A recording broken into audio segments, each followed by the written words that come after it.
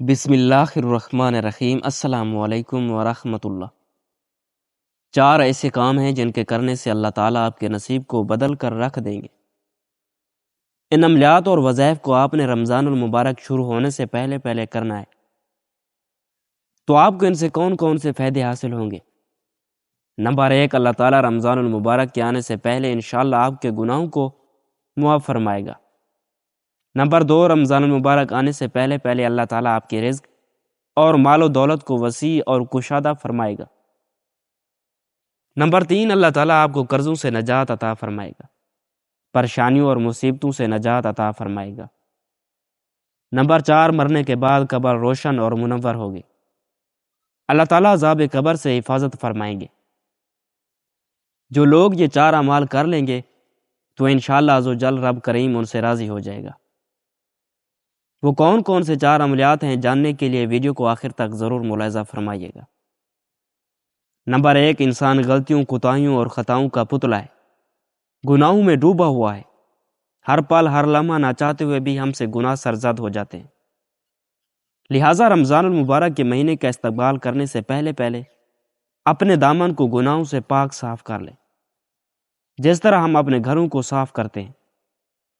اپنے دل کو بھی ہر طرح کی معصیت سے پاک صاف کر لیں۔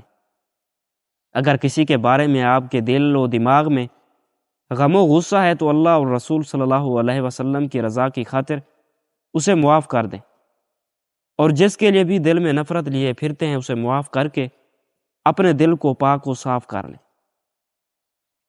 اس کے علاوہ اپنے سابقہ صغیرہ و کبیرہ گناہوں سے معافی کے طلبگار ضرور ہوں، اور اس سلسلہ میں توبہ و استغفار جتنا زیادہ ہو سکے کریں۔ اپنے گناہوں کی معافی کے لیے بہت سے الفاظ ہیں جن کے ذریعے ہم اللہ تعالیٰ سے معافی کے طلبگار ہو سکتے ہیں۔ آپ استغفار کی تسبیحات کر سکتے ہیں، استغفر اللہ کی تسبیحات بھی، اور افضل ترین استغفار یہ ہے: استغفر اللہ ربی من کل ذنب واتوب الیہ۔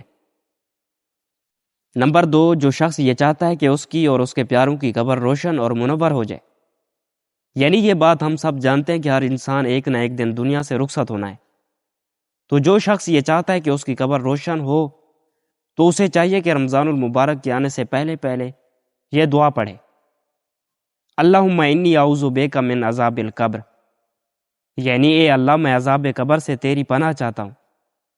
کم از کم اس دعا کی ایک تسبیح کو روزانہ اپنا معمول بنا لیں، جس قدر زیادہ پڑھ سکیں اتنا ہی بہتر ہے۔ میں آپ کو دوبارہ بتاتا چلوں کہ نمبر 1، استغفار کی کثرت کریں، کم سے کم ایک تسبیح روزانہ پڑھیں۔ کثرت سے توبہ و استغفار کرنا بھی رزق میں اضافے کا سبب ہے۔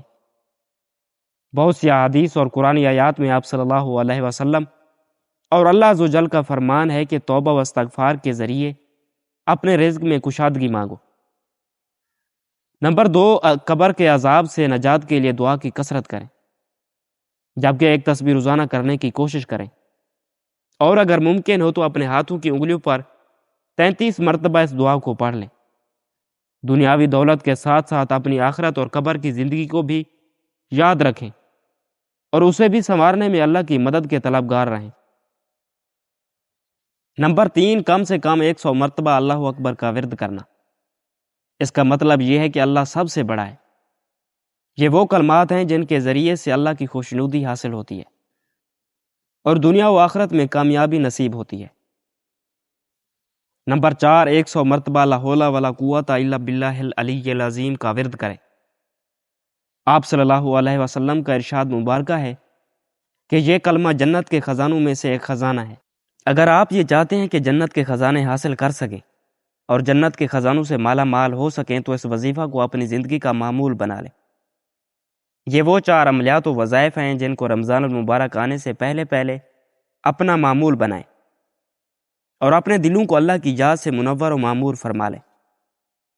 ان کلمات کے شروع کرتے ہی انشاءاللہ آپ کو اللہ کریم کی خوشنودی حاصل ہوگی، اور اللہ پاک آپ کی بخشش اور مغفرت کرے گا، اور ان کی برکت سے روزی اور رزق میں بے پناہ اضافہ ہوگا۔ اللہ عز و جل سے دعا ہے کہ اس ماہ رمضان کو ہمارے لیے باعث مغفرت، باعث نجات، باعث اصطلاح، باعث تقوی اور اپنی بے پناہ رحمتیں اور برکتیں ہم پر نازل فرما دے، آمین۔